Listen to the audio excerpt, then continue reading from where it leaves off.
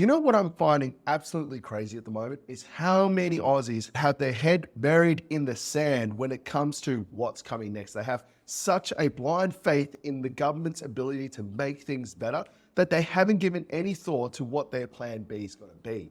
So in this video, I want to talk about why having a plan B is so important and why time may be running out to come up with one. So about 2 years ago, we activated our plan B, and our plan B subsequently led us to leaving Australia, traveling full time, and then settling in Penang in Malaysia for the foreseeable future.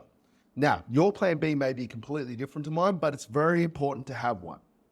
So what triggered me to make this video was actually mooncakes.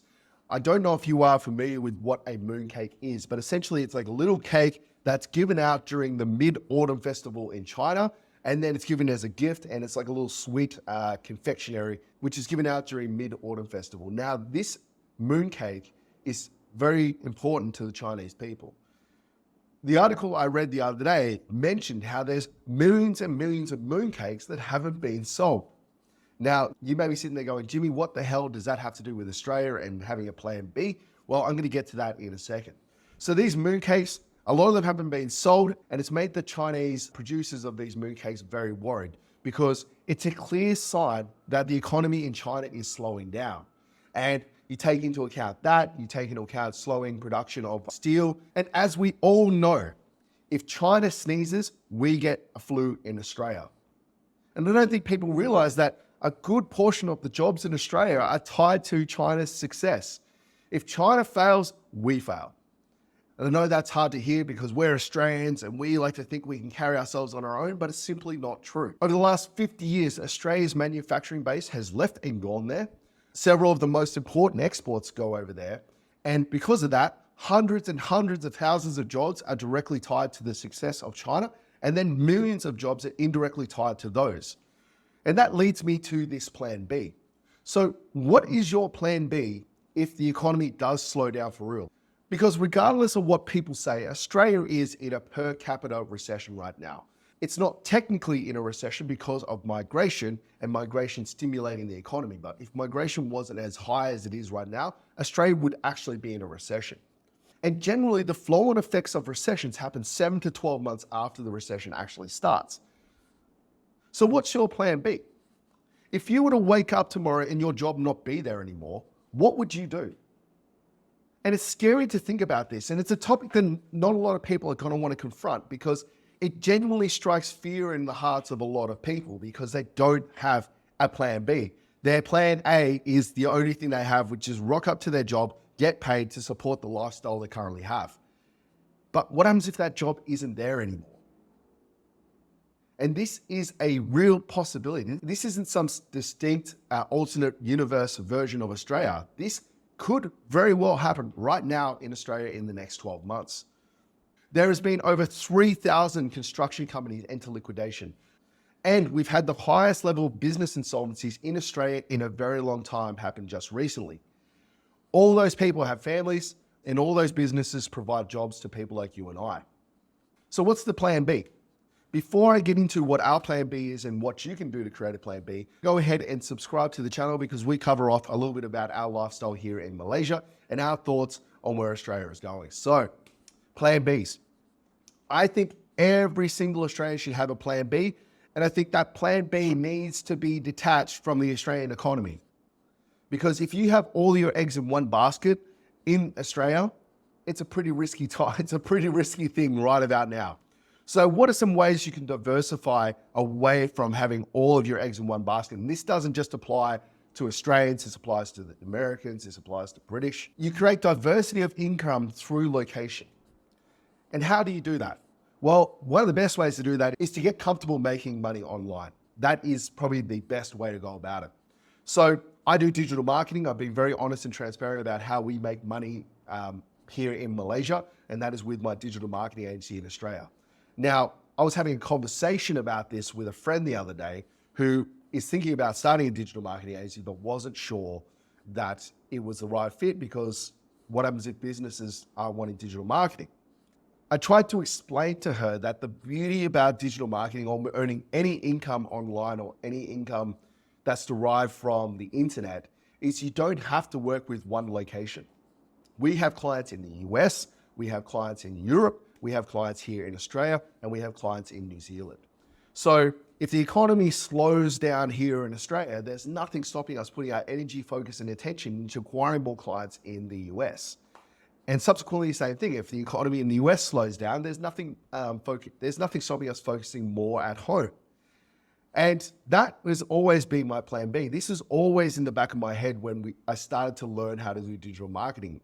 I was very scared because I worked in agriculture. I was very scared that if China slowed down, and I was probably a bit early to the party, to be fair, because this was 8 years ago. But I was always scared that if China slowed down, I could walk into my job tomorrow and it not be there. Because China buys up a good chunk of the primary production of Australia. So that includes wheat, that includes oats, that includes canola, that includes other primary resources, coal, iron ore, bauxite. It all goes there. And Australia is a very unsophisticated economy. It's actually the 76th in the world when it comes to economic complexity.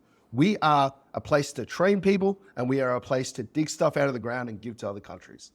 And I know that's going to piss off a lot of Australians, but it's the truth.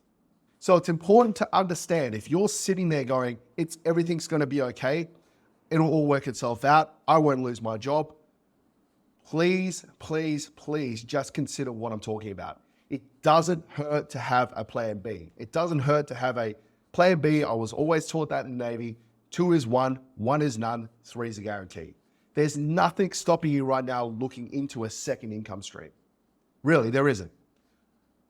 If I was back in Australia and I was working a 9 to 5 for someone, that is what I'd be doing right now, is I'd be going, I want to be in front of everyone else and I want to start investigating other ways I can make money. And it doesn't have to be online. It can be a second job. It can be reskilling and retooling. It doesn't matter what it is, but I would be coming up with my plan B because your plan A could disappear tomorrow and then you're left holding the bag with all the other people that didn't get the hint and are sitting in unemployment lines and suddenly trying to get jobs.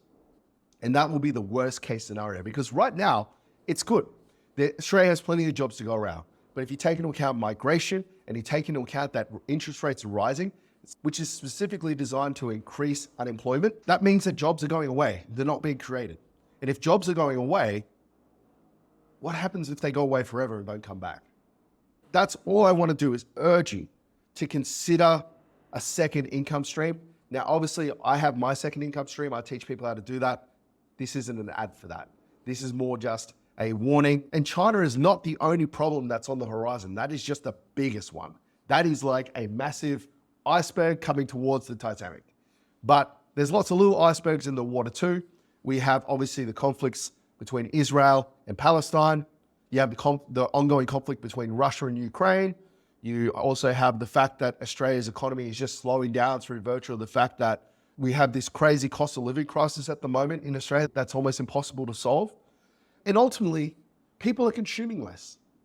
Retail stores are going bust. High streets are going bust because people are buying less because they can't afford to. When they have to pick between buying their groceries for the week or buying that cute little vase in a boutique shop, what do you think they're going to pick? If you were just to put everything that could possibly go wrong right now in one line, it all lends itself to having a plan B. You need a plan B. If you don't have it, you're really being quite irresponsible at the moment, personally. Now, we activated our plan B. Like I said, we now live in Malaysia. We're kind of staying under the radar. We're keeping our costs low. We're saving money. And we could be completely wrong. Australia could just kick the can down the road and Australia could just be perfectly fine and we go back and we're not really any worse off. Maybe we just can't afford a house, which we couldn't do before.